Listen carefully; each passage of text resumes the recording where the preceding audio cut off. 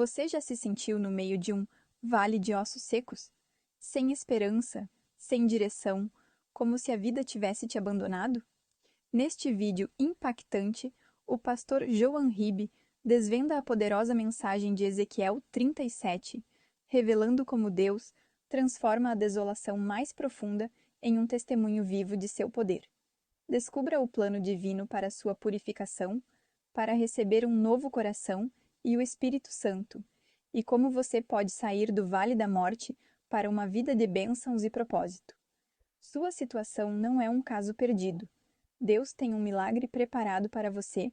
Agora é a hora de ouvir a sua voz e viver. Não perca esta mensagem que vai despertar o que está morto em você. Prepare-se para ser um exército de Deus. Compartilhe esta esperança. Confie seus fardos ao Senhor. Deixe seu pedido de oração nos comentários.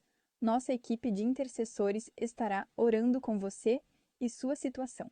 Profeta Ezequiel, capítulo 37, verso 1, nós encontramos o seguinte: veio sobre mim a mão do Senhor, e o Senhor me levou em espírito e me pôs no meio de um vale que estava cheio de ossos, e me fez andar ao redor deles, e eis que eram muito numerosos sobre a face do vale, e estavam sequíssimos.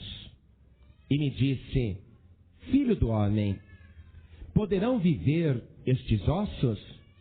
E eu disse: Senhor Jeová, tu o sabes. Amém, igreja? Você crê na palavra de Deus?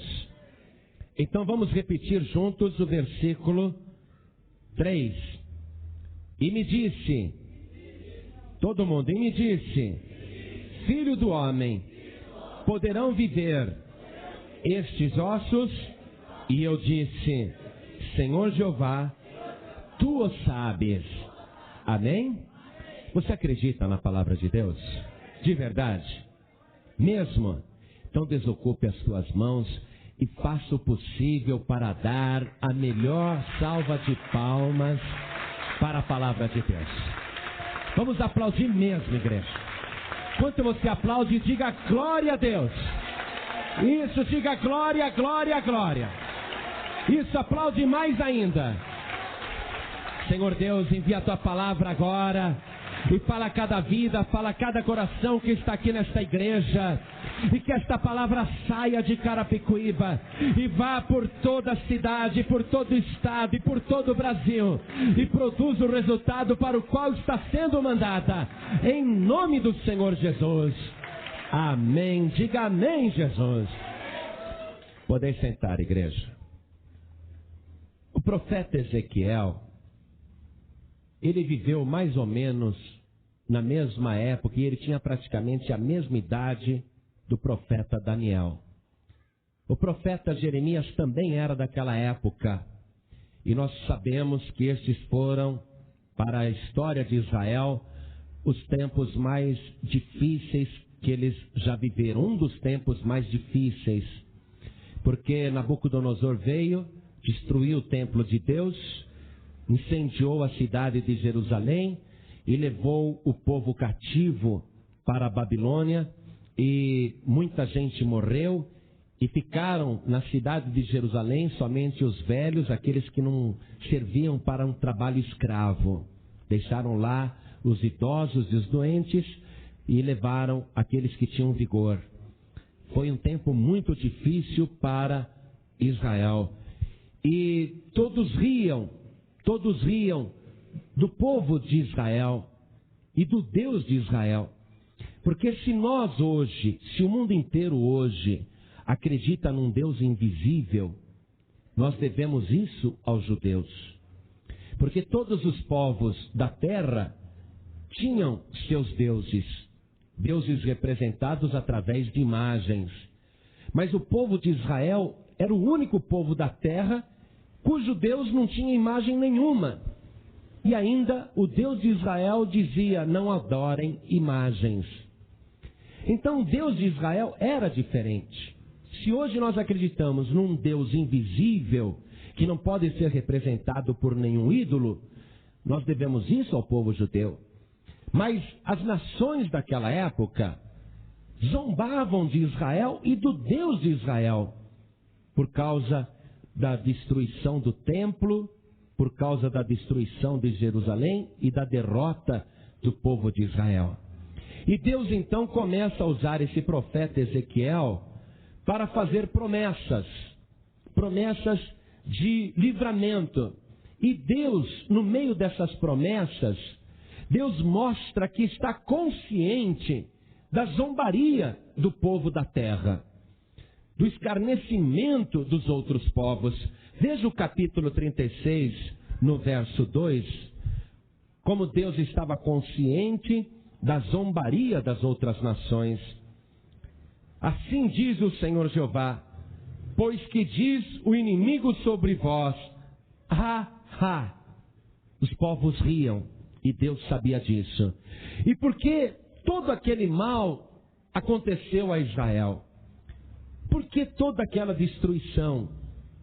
Porque o povo de Israel se deixou influenciar pelas nações vizinhas e começaram a adorar deuses estranhos. Então Deus os entregou à sua própria sorte. Por isso que todo aquele mal veio sobre eles. Veja, Deus confirmando isso aqui no versículo 18. Nós estamos no capítulo 36, versículo 18. Deus fala assim: derramei, pois, o meu furor sobre eles por causa do sangue que derramaram sobre a terra e dos seus ídolos com que a contaminaram. E os espalhei entre as nações e foram espalhados pelas terras, conforme os seus caminhos e conforme os seus feitos, eu os julguei. Deus abandonou o povo de Israel, porque eles começaram a sacrificar animais a deuses estranhos. E temos notícia que em Israel, alguns judeus, adorando deuses das outras nações, sacrificavam os próprios filhos. Aquilo para Deus foi a gota d'água. Então Deus se retirou, já que o povo era rebelde, ele abandonou o povo. E a causa principal foi a idolatria. E quando eles chegaram nas nações, veja o que Deus continua falando. Versículo 20. E chegando as nações para onde foram, profanaram o meu santo nome, pois se dizia deles: estes são o povo do Senhor, e saíram da sua terra.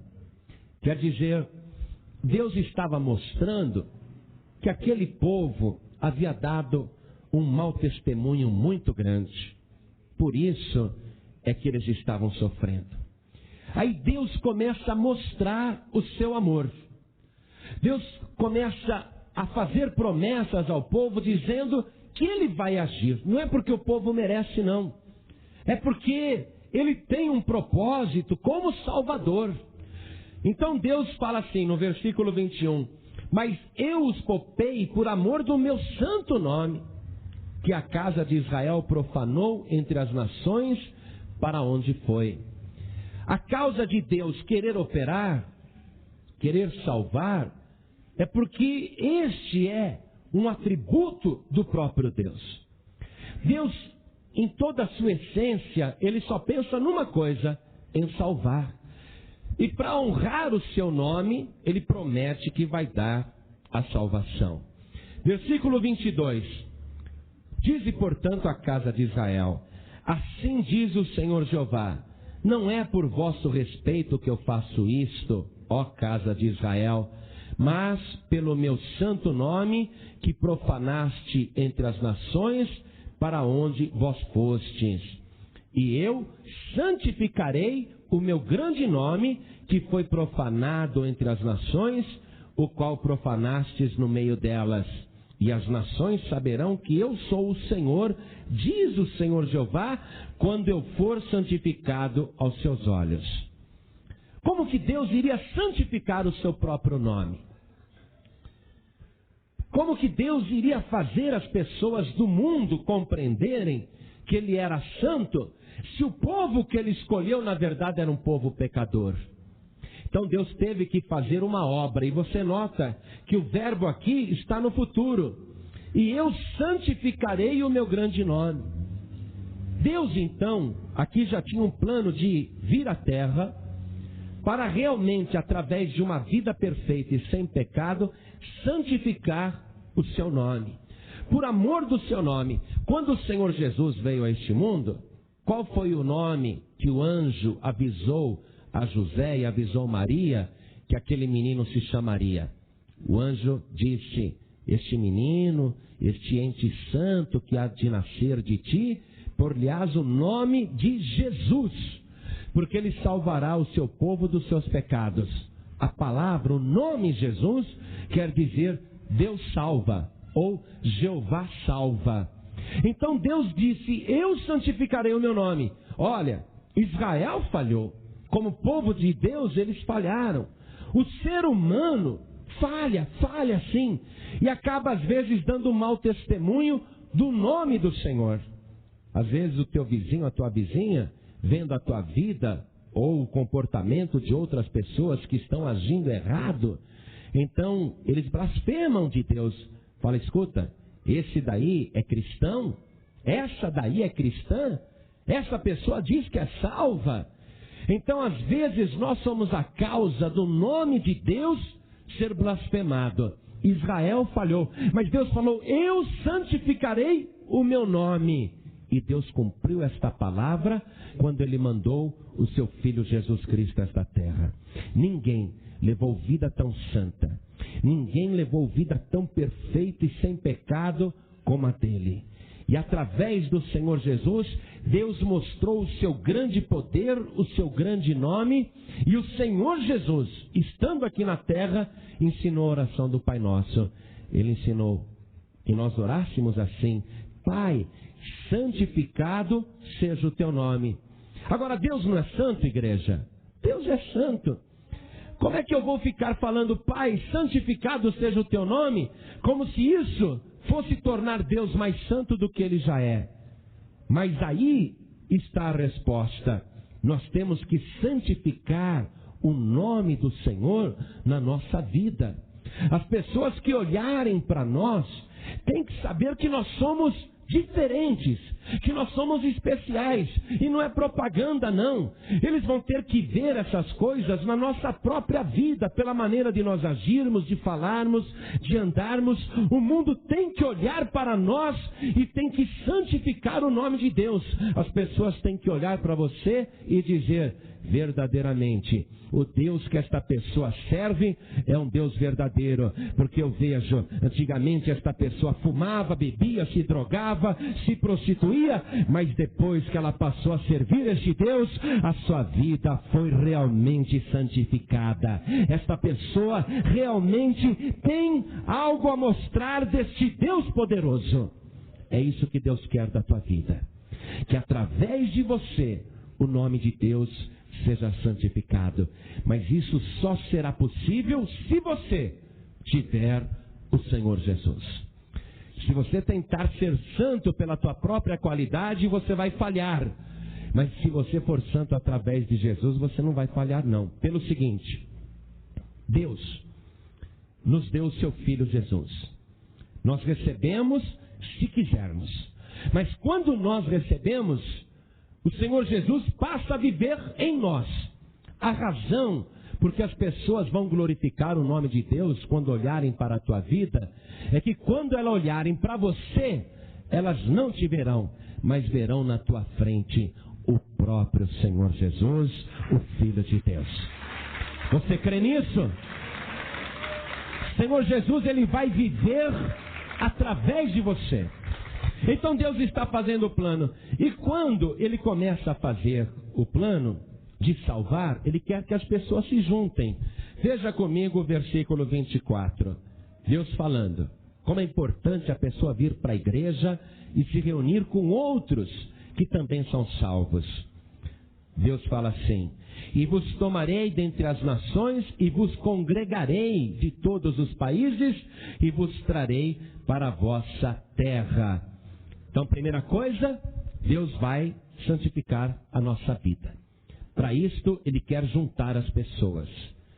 Não é bom você estar aqui hoje? Quem pode erguer a mão e falar como está bom ficar aqui? Amém? Congregar, juntar. E depois que ele junta, para que ele continue fazendo a obra, o que é necessário? É necessário uma lavagem. Versículo 25. Então espalharei água pura sobre vós e ficareis purificados de todas as vossas imundícias e de todos os vossos ídolos vos purificarei. A pessoa tem que abandonar outros deuses, imagens, santos, e a pessoa tem que passar pelo batismo nas águas. Veja, nós estamos no Antigo Testamento. Não havia batismo nas águas, mas nós podemos interpretar aqui o plano de Deus para salvar, porque ele tinha projetado este plano para o futuro. Uma coisa que ele iria realizar pessoalmente, santificando o seu próprio nome. Então aqui ele mostra que o passo seguinte, depois que as pessoas estão reunidas, é purificá-las com água, tirar todas as suas imundícies e iniquidades e purificá-las. Porque senão a pessoa não pode ter comunhão com Deus. Se a pessoa continua suja de pecados e Deus não tem pecado, como que ela vai ter comunhão com Deus? Sem isso não dá para partir para o terceiro passo, que está aqui, olha, no versículo 26. Se não houver a purificação, Deus não pode continuar a obra. Veja, versículo 26. E vos darei um coração novo, e porei dentro de vós um espírito novo. E tirarei o coração de pedra da vossa carne, e vos darei um coração de carne. E porei dentro de vós o meu espírito, e farei que andeis nos meus estatutos, e guardeis os meus juízos, e observeis. Para que o Espírito de Deus habite na pessoa, ela precisa ser purificada através do batismo nas águas. Quantos aqui ainda não são batizados nas águas depois de adulto? Levante a mão. Então você precisa se batizar. Porque não adianta você estar congregado, não adianta você estar convencido do teu pecado, se você não se batizou nas águas. E se você não se batizou nas águas, não se purificou dos teus pecados, fica difícil para Deus continuar o plano, que é dar a plenitude do seu Espírito Santo. Quando você cumpre todas essas coisas, então você passa a ter direito às bênçãos de Deus. Nós estamos indo na sequência. Veja o versículo 28. O plano completo da salvação do Novo Testamento, perfeitamente relatado aqui no capítulo 36 de Ezequiel. Nós estamos lendo agora o versículo 28. E habitareis na terra que eu dei a vossos pais, e vós me sereis por povo, e eu vos serei por Deus. A pessoa só pode fazer parte do povo de Deus depois que passa por esse processo. E as bênçãos, e vos livrarei de todas as vossas imundícias, e chamarei o trigo, e o multiplicarei, e não trarei fome sobre vós. Bênção de fartura e de prosperidade, bênção de sucesso. Versículo 30. E multiplicarei o fruto das árvores e a novidade do campo, para que nunca mais recebais o opróbrio da fome entre as nações. Acabou a humilhação, acabou a vergonha, acabou o desprezo. Só bênção, bênção total. O reino de Deus é um reino de fartura. Só participa destas bênçãos quem cumpre o plano de Deus. O versículo 31 mostra a nossa atitude por causa disso tudo. Quando passamos por este processo e começamos a receber tantas bênçãos de Deus, sendo que a principal delas é a nossa salvação, no versículo 31 está o nosso sentimento por causa disso. Versículo 31. Então vos lembrareis dos vossos maus caminhos e dos vossos feitos, que não foram bons, e tereis nojo em vós mesmos das vossas maldades e das vossas abominações. É tão difícil a pessoa vir para a igreja no começo. Ela não quer, ela reluta. Ela é convidada, o vizinho chama, e talvez isso aconteceu com você. Alguém insistiu tanto para você vir e você não ia. Você não vinha, nem nesta igreja, nem em outras. Você não queria saber.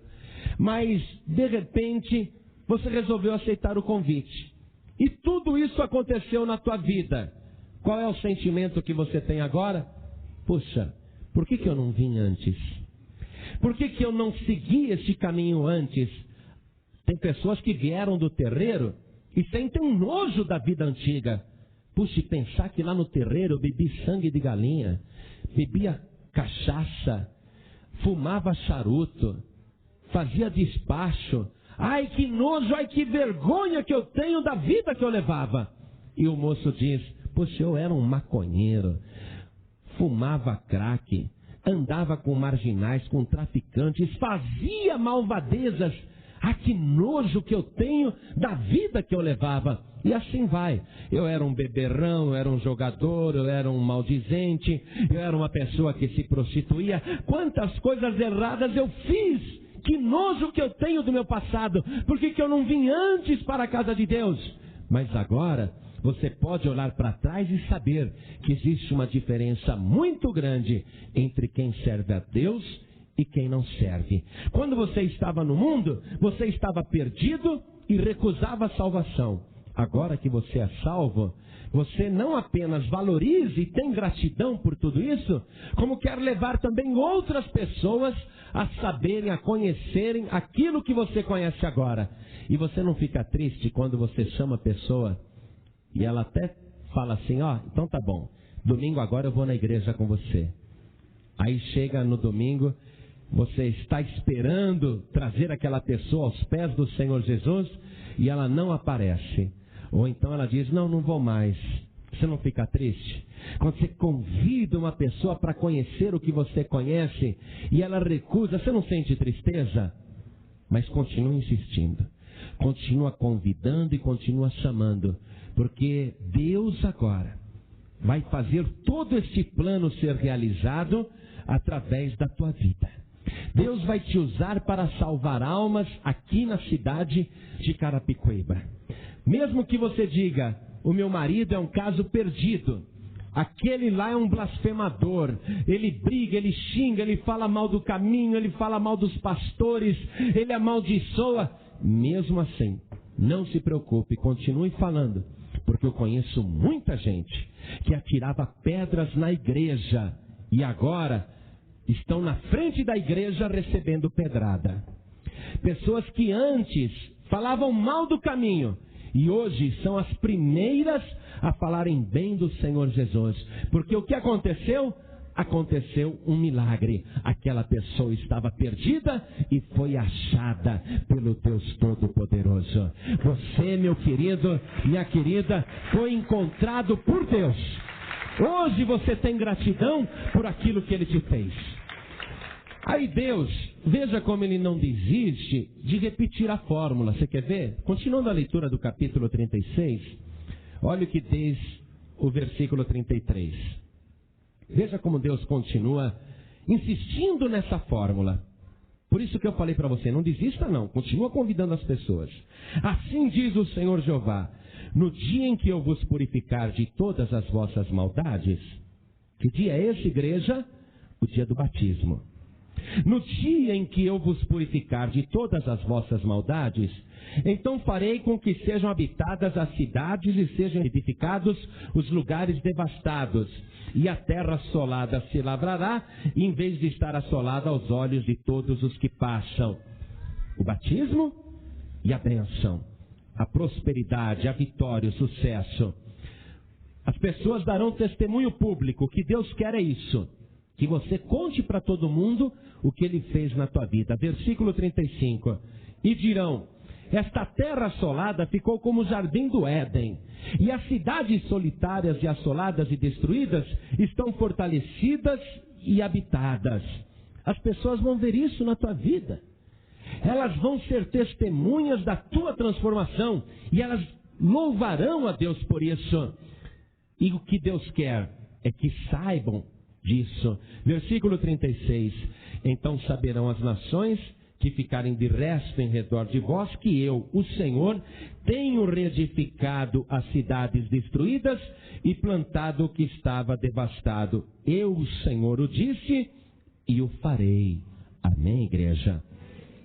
Ele falou e ele faz. Deus cumpre o que prometeu.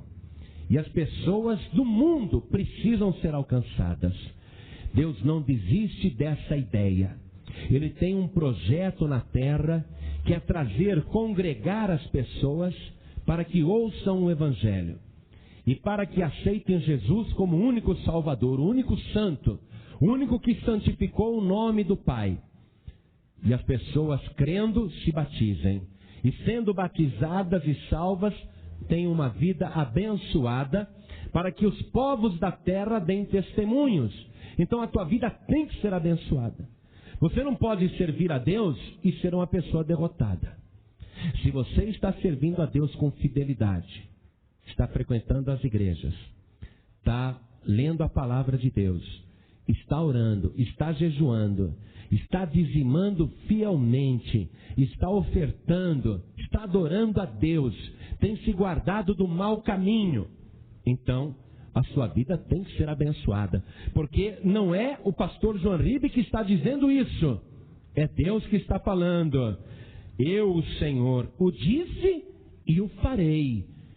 Então Deus tem que fazer. Se Ele não estiver fazendo na tua vida, pode ter certeza que a falha não é de Deus. Procure, porque o problema está com você. Alguma coisa que você anda fazendo está entristecendo o Espírito Santo. Ou você não está sendo fiel, ou está negligenciando, ou não está lendo a sua palavra, ou não está orando, ou não está indo à igreja, ou não está sendo fiel no dízimo, nem na oferta. Então você está dando brecha para que o diabo trabalhe na tua vida. O diabo trabalha em cima de legalidade. E as pequenas coisas que nós fazemos, sem percebermos, nós damos legalidade para o diabo. Uma delas, que você precisa tomar muito cuidado, é com relação à mentira. Não minta em hipótese nenhuma. Se você fez uma coisa errada e foi descoberto, e você está pensando, é só eu negar que vai ficar tudo bem, ninguém sabe o que eu fiz. E para você parece mais fácil negar, mentir. Dizer, não, não fiz isso, não fui eu. Ou até uma coisinha boba, o telefone tocou e você manda a tua filha dizer, diz que eu não estou. Fala que eu não estou. Até uma coisinha boba assim. Você está dando legalidade para o diabo. Porque o diabo é o pai da mentira. E quando você mente, você está gerando a filha do diabo na tua própria vida.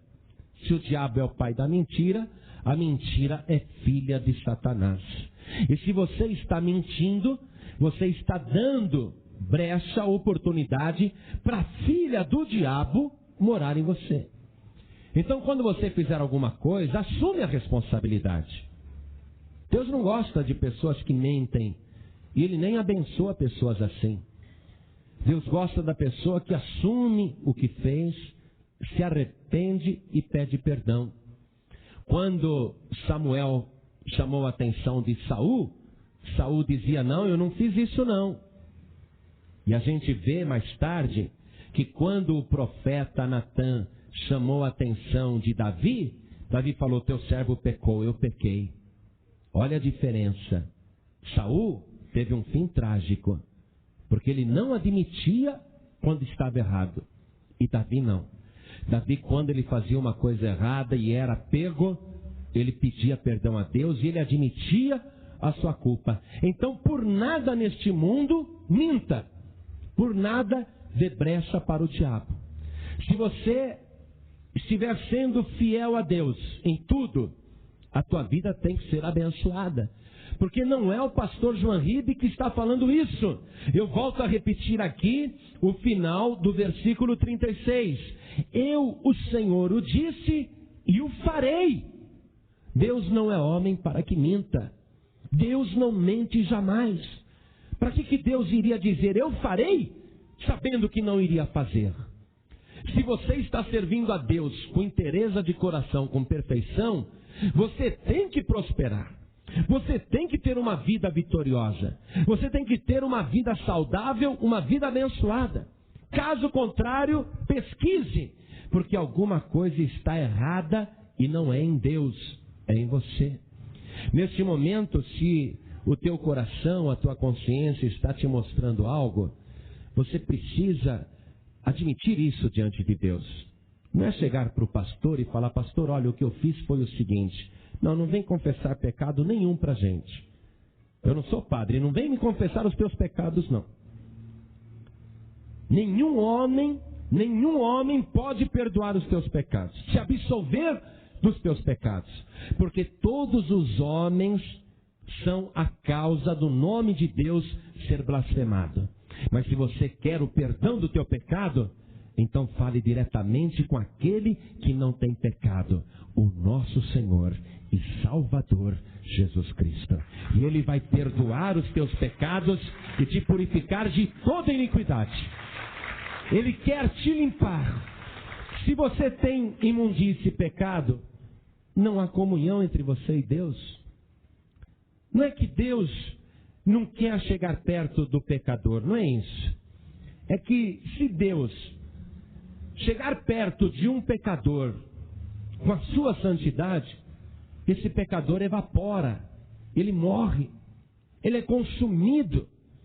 Então Deus mantém distância para que o pecador não pereça. Foi por isso que o Senhor Jesus veio e assumiu os nossos pecados, para eliminar essa distância entre Deus e o pecador. Jesus se fez pecado por nós. Quando você quer a tua purificação, tem que ser através do Senhor Jesus. Agora veja como que Deus age na sua estratégia para que você tome posse das bênçãos. Nós começamos lendo o capítulo 37 de Ezequiel. Vamos voltar ali. Você vai ver que Deus leva o profeta Ezequiel em espírito para um vale cheio de ossos ressecados. Estão sequíssimos. Como é que Ezequiel foi transportado em espírito? E por que Deus está levando Ezequiel em espírito? Porque a única maneira de você ver as coisas espirituais é em espírito. Você não consegue ver as coisas do espírito com os olhos da carne. Foi por isso que o Senhor Jesus falou com a mulher samaritana, e eu quero que você vá comigo lá em São João 4:24 para compreender isso. Primeira coisa, tem que estar em espírito, não na carne. São João 4:24, Jesus disse o seguinte: Deus é espírito, e importa que os que o adorem em espírito e em verdade. Está vendo porque nós não podemos adorar Deus através de uma imagem, através de um ídolo? E essa era a causa da ruína de Israel. Se você tem ídolo na tua casa, arranca tudo, hein? Nada de santinho, santinha, anjinho da guarda, Buda, Iemanjá, Cosme e Damião, São Jorge, São Judas, Cipriano e outros aí. Retira tudo isso da tua casa. Deus é espírito. E importa que os que o adorem em espírito e em verdade. Se você quer realmente conhecer as coisas espirituais, tem que ser em espírito. Ezequiel foi levado em espírito e colocado ali no meio daquele vale cheio de ossos secos. E eram muito numerosos sobre a face do vale. Estavam misturados. Eu já vi fotos da Segunda Guerra Mundial, quando os nazistas jogavam os prisioneiros do campo de concentração, jogavam numa vala enorme, centenas de pessoas, e ali metralhavam e depois jogavam terra. Muitos não tinham nem morrido, estavam só feridos e eram sepultados vivos. Então a gente vê aquelas fotos, depois que esses ossos foram desencavados, a gente vê um crânio misturado com outro crânio, um fêmur misturado com o antebraço, todos aqueles ossos misturados, já não se sabe quem é quem, ossos de idosos, de jovens, homens, mulheres e até crianças, tudo misturado. Quer dizer, quando uma pessoa morre, se restar os ossos dela, não há nos ossos qualquer identificação, a menos que se faça um exame de DNA. Mas olhando assim, são todos iguais, não se sabe quem é quem. Muito bem, Ezequiel foi levado em espírito até aquele vale. Aí Deus fala assim: eles tornarão a viver, Ezequiel? E Ezequiel responde: Senhor, tu sabes. Veja, Ezequiel devolve para Deus a responsabilidade de ressuscitar os mortos. Mas Deus quer ressuscitar os mortos, mas Ele precisa fazer isso através de alguém. Acompanhe comigo o versículo 4. Então Deus me disse: profetiza sobre estes ossos e dize-lhes: ossos secos, ouvi a palavra do Senhor. Assim diz o Senhor Jeová a estes ossos: eis que farei entrar em vós o espírito e vivereis, e porei nervos sobre vós, e farei crescer carne sobre vós, e sobre vós estenderei pele, e porei em vós o espírito, e vivereis, e sabereis que eu sou o Senhor. Isso é plano de Deus? É o que Ele quer fazer? É. É o projeto de Deus? É. Mas Ele está chamando Ezequiel para fazer isso. Deus realiza os milagres, prodígios e maravilhas através de alguém. Deus sempre quer usar alguém. E nesse caso, mesmo Ele tendo todo o poder, Ele precisa de alguém para fazer o que Ele planejou. E Ele escolheu Ezequiel, que está vivendo em espírito. Então, veja como Ezequiel, ele cumpre a ordem. Ele diz assim, versículo 7. Então, profetizei como se me deu ordem. E houve um ruído enquanto eu profetizava. E eis que se fez um reboliço, e os ossos se juntaram, cada osso ao seu osso. Coisa tremenda, hein? Imagina aquele monte de ossos, crânios para cá, fêmur, falanges, tornozelos, tudo solto, misturado. Aí, pelo poder de Deus, Ele dá a palavra. Ele diz do jeito que o Senhor falou. Ele repete exatamente o que Deus mandou. Nós temos que repetir a ordem de Deus. Profetiza sobre esses ossos e diz-lhes: ossos secos, ouvi a palavra do Senhor. Qual é a maneira de um osso seco ouvir? Tem que ser a palavra do Senhor. E qual foi o resultado de Ezequiel acreditar? Ele podia falar para Deus: Deus, é um absurdo. Esses ossos não vão me ouvir, eles não têm mais ouvidos. Apodreceram, só tem osso seco, aí é impossível. Mas ele tomou posse do impossível e deu uma ordem aos ossos. E os ossos ouviram a palavra de Deus. Agora eu quero levar você em São João capítulo 5, o versículo 24. O que representa esta palavra? Porque no Antigo Testamento tudo está em figura. E tudo se cumpre no Novo Testamento. Em São João 5,24, Jesus fala assim: na verdade vos digo que quem ouve a minha palavra e crê naquele que me enviou, tem a vida eterna, e não entrará em condenação, mas passou da morte para a vida. Em verdade vos digo que vem a hora, e agora é. Preste atenção, risca embaixo desse agora é. E agora é. Não é mais para o futuro. Não é uma coisa que ele iria fazer depois. Mas agora é. Do que ele está falando então? Agora é a hora em que os mortos ouvirão a voz do Filho do Homem, do Filho de Deus, e os que a ouvirem viverão. Uma vez o Senhor Jesus chamou um moço e falou assim: segue-me. E o moço falou: eu vou, Senhor, mas deixa primeiro sepultar o meu pai. E Jesus disse para ele: deixa os mortos enterrarem os seus mortos. Tu vem e segue-me. Esta profecia, esta palavra em Ezequiel, no capítulo 37, diz respeito às pessoas aí fora, que estão neste vale da morte, e são como ossos ressecados. pessoas que estão aparentemente vivas, mas na verdade são mortas, estão mortas. E o Senhor Jesus disse que elas têm que ouvir a palavra para terem vida. Quer dizer, quem ouvir a palavra e crer em Jesus, passou da morte para a vida. Quer dizer, as pessoas só podem ser ressuscitadas se ouvirem a palavra. O que foi que Deus disse para Ezequiel? Fala a estes ossos secos, ouvi a palavra de Deus. O que é que Jesus está confirmando aqui? Ouvirão a voz do Filho de Deus. Agora é a hora que os mortos ouvirão a voz do Filho de Deus, e os que a ouvirem viverão.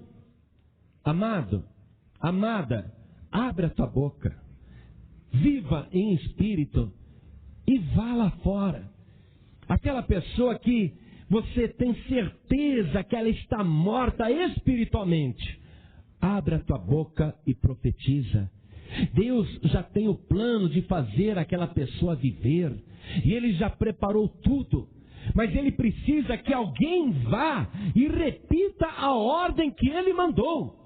Você tem que chegar para o teu vizinho, para a tua vizinha, o teu parente, o teu amigo, a tua amiga, a pessoa que você ama, esta pessoa que está morta espiritualmente, e dizer para ela: assim diz o Senhor, se você ouvir esta palavra e crer em Jesus Cristo, você vai ter vida e vida de verdade. Jesus vai te usar para levantar aqueles mortos, e eles passarão a ter vida de verdade. Vamos voltar em Ezequiel capítulo 37. Quando Ezequiel deu a ordem, ele olhou. Você também vai olhar. Depois que você falar com estas pessoas aí fora, você vai ver o resultado. Versículo 8. E olhei, e eis que vieram nervos sobre eles, e cresceu a carne, e estendeu-se a pele sobre eles por cima, mas não havia neles espírito. E ele me disse: profetiza ao Espírito, profetiza, ó filho do homem, e dize ao Espírito: assim diz o Senhor Jeová, vem dos quatro ventos, ó Espírito, e assopra sobre estes mortos para que vivam.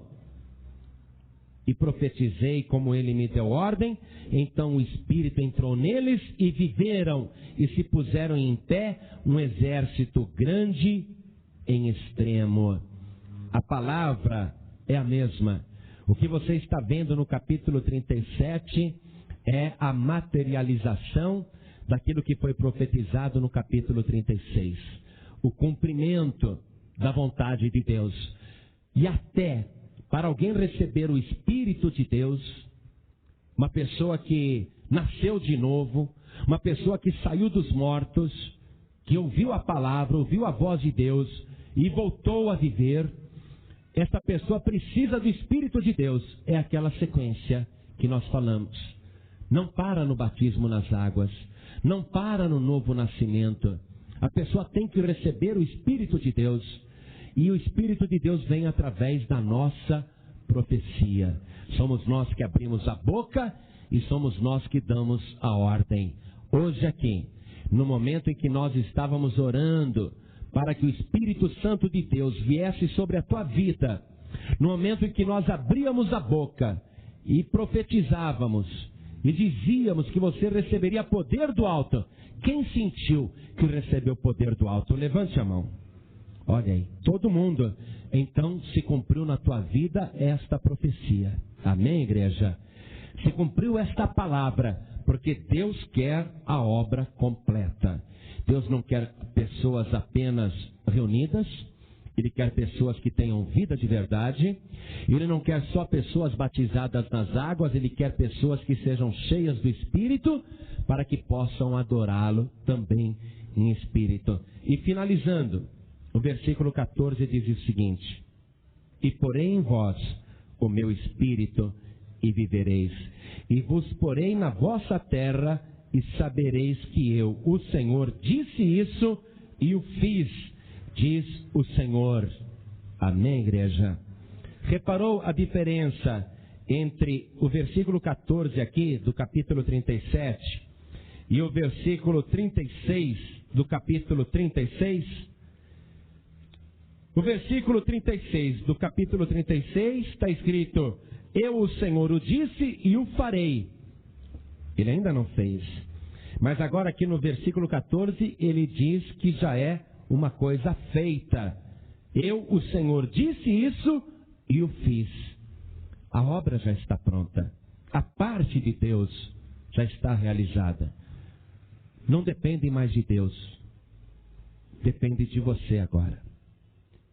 Receber a Cristo como Salvador, decidir se batizar nas águas, querer ser uma pessoa cheia do Espírito Santo, querer congregar na igreja, tudo isso depende de você.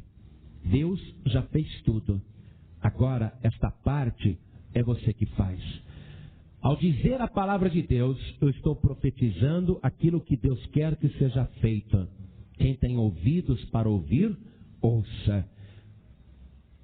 Não adianta. Não adianta. Você tem que seguir esse plano de Deus. Não adianta querer fazer de acordo com a tua inteligência, com a tua vontade. Não adianta ficar inventando planos de salvação. Eu conversava com uma pessoa kardecista e ela falou assim para mim: eu me dou bem com a doutrina kardecista. Eu me sinto bem, eu me sinto melhor com a doutrina espírita. Eu falei: não é questão de você se sentir melhor.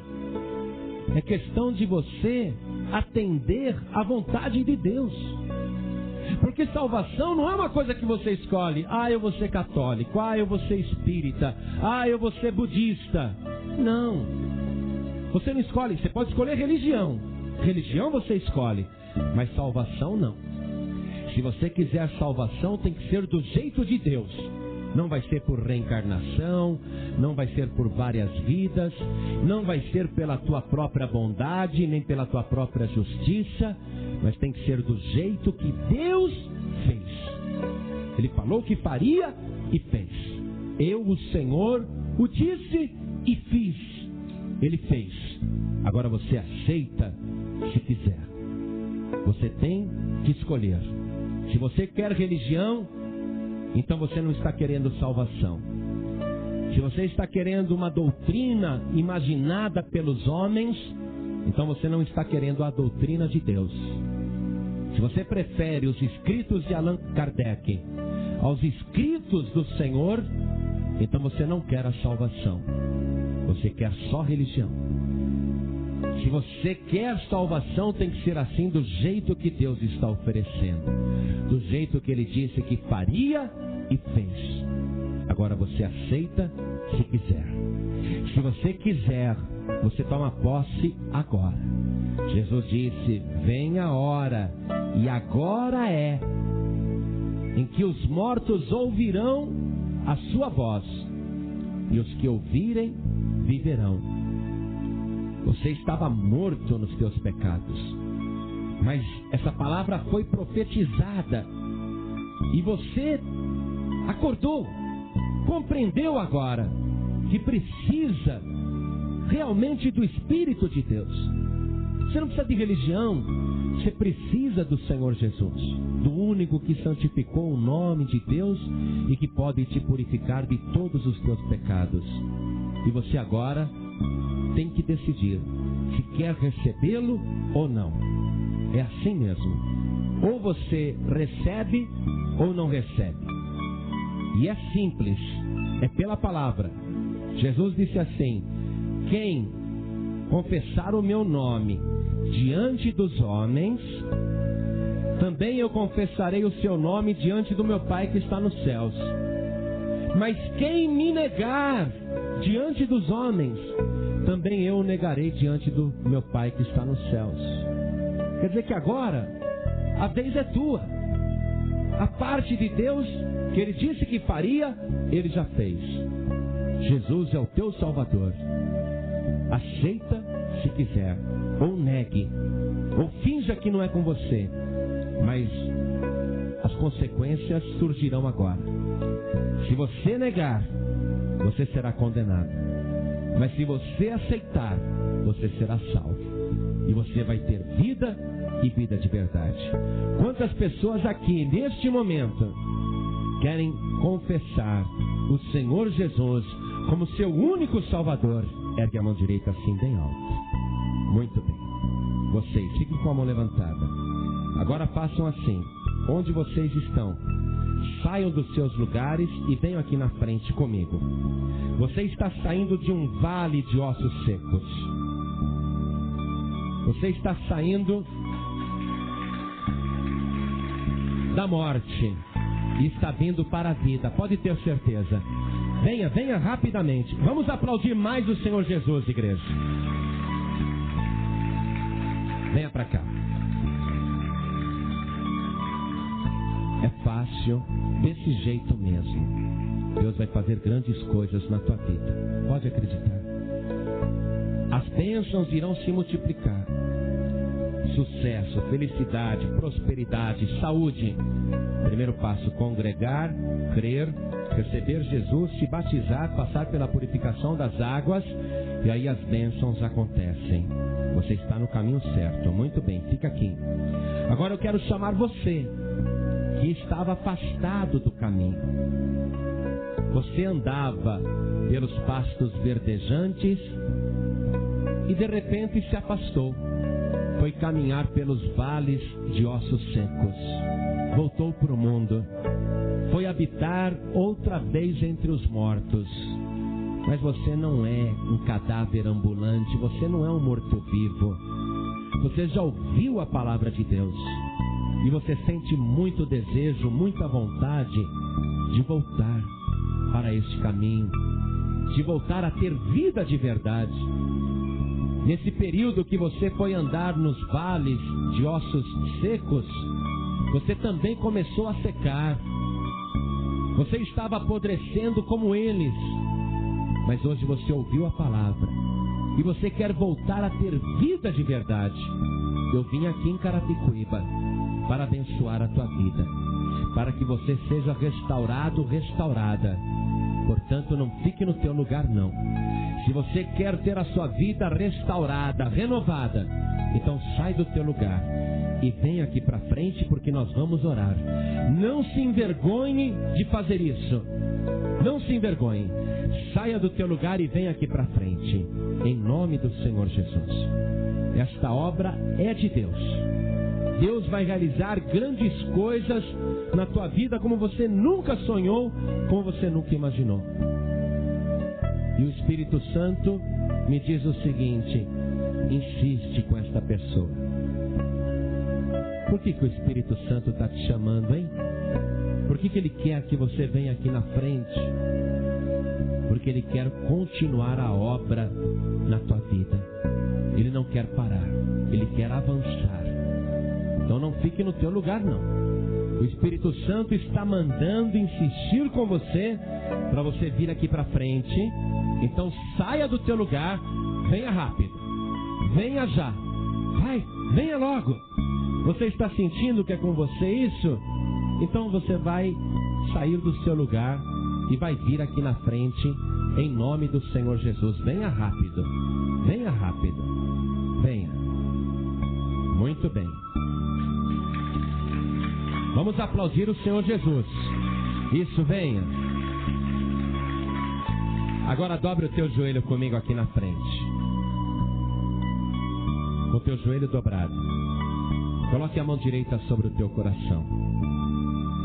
Ore assim comigo. Meu Deus e meu Pai, eu ouvi a tua voz e estremeci. Os meus olhos se abriram. Os meus ossos se juntaram. Eu voltei a ter força para caminhar até aqui na frente. E eis-me aqui, diante do teu altar, dobrando os meus joelhos e te pedindo perdão dos meus pecados. Me purifica, Senhor, de toda iniquidade. Limpa agora as minhas imundícias pelo sangue de Jesus e me dá vida através do teu Espírito Santo e me abençoe para que eu seja um testemunho vivo do teu poder. para que todo mundo que olhar para mim saiba que o Senhor é real, que o Senhor é poderoso. Me abençoe, meu Deus, e faça da minha vida uma bênção. Escreve o meu nome no livro da vida e me guarda até o dia da minha morte ou até o dia da volta do Senhor Jesus. Pai querido, confirme neste momento a bênção da minha salvação. Assim seja. Continue em espírito. Continue em espírito. Toda a igreja estenda as mãos na direção dessas pessoas. Senhor Deus e Pai, como é bom pregar a Tua palavra e saber que apenas de ouvir os mortos passam a viver. Estas pessoas estão passando da morte para a vida. E elas precisam que a Tua obra continue dentro delas. Cumpra a Tua profecia. Enche cada uma destas pessoas do Teu Espírito Santo. Habita dentro de cada uma delas. E guarda com Teu poder. Faça a obra, Pai querido, através desta oração. E livra esta pessoa de todo mal.